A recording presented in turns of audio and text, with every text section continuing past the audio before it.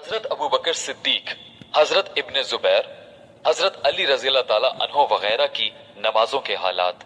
मुजाहिद रहमतुल्लाह अलैह हजरत अबू बकर सिद्दीक और हजरत अब्दुल्ला बिन जुबैर रज़ी अल्लाह ताला अन्हुम का हाल नकल करते हैं कि जब वो नमाज में खड़े होते थे तो ऐसा मालूम होता था कि एक लकड़ी गड़ी हुई है, यानी बिल्कुल हरकत नहीं होती थी।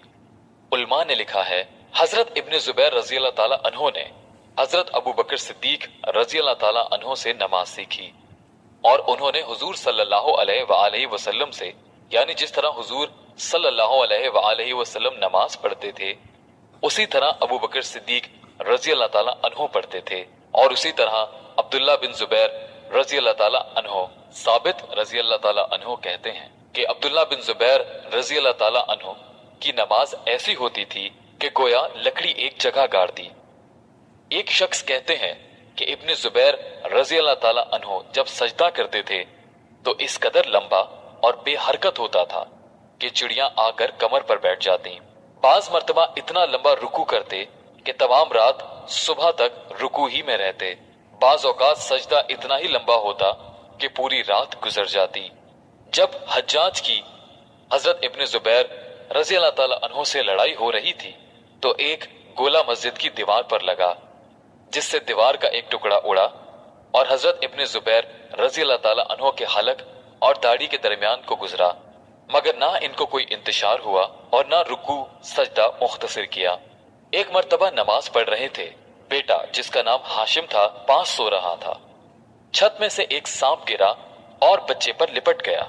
वो चिल्लाया, घर वाले सब दौड़े हुए आए, शोर मच गया, उस सांप को मारा।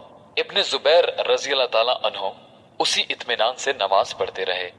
सलाम फेर कर फरमाने लगे, कुछ शोर किसी आवाज आई थी, क्या था? बीवी ने कहा, अल्लाह तुम पर रहम करे, बच्चे की तो जान भी गई थी, तुम्हें पता ही ना चला।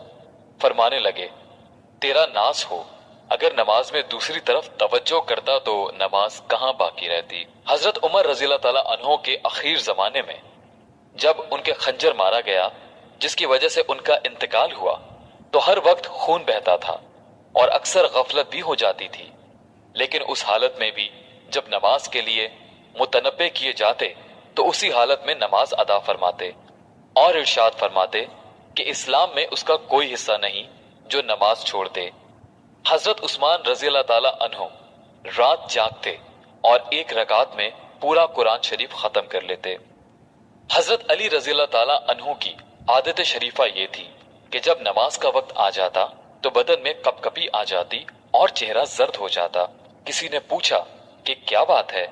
फरमाया कि इस अमानत का वक्त है जिसको अल्लाह जल्ल शानहू ने आसमानों और जमीन और पहाड़ों पर उतारा तो वो इसके तहम्मुल से आजिज हो गए और मैंने उसका तहम्मुल किया है।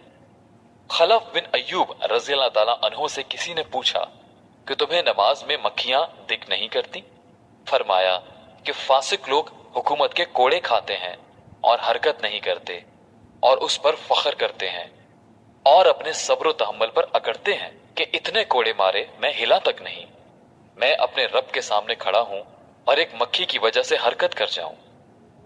मुस्लिम बिन यसार रहमतुल्लाह अलैह जब नमाज के लिए खड़े होते तो अपने घर वालों से कहते कि तुम बातें करते रहो, मुझे तुम्हारी बात का पता ही नहीं चलेगा। एक मर्तबा बसरा की जामा मस्जिद में नमाज पढ़ रहे थे कि मस्जिद का एक हिस्सा गिरा।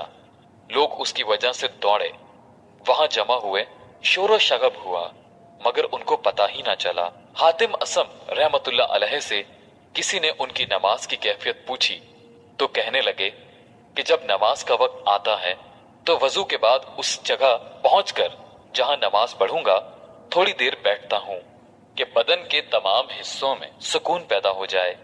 फिर नमाज के लिए खड़ा होता हूँ, उस तरह के बैतुल्लाह को अपनी निगाह के सामने समझता हूँ और पुल सिरात को पांव के नीचे, जन्नत को दाएं तरफ और जहन्नुम को बाएं तरफ और मौत के फरिश्ते को अपने पीछे खड़ा हुआ ख्याल करता हूँ और समझता हूँ कि ये आखिरी नमाज है।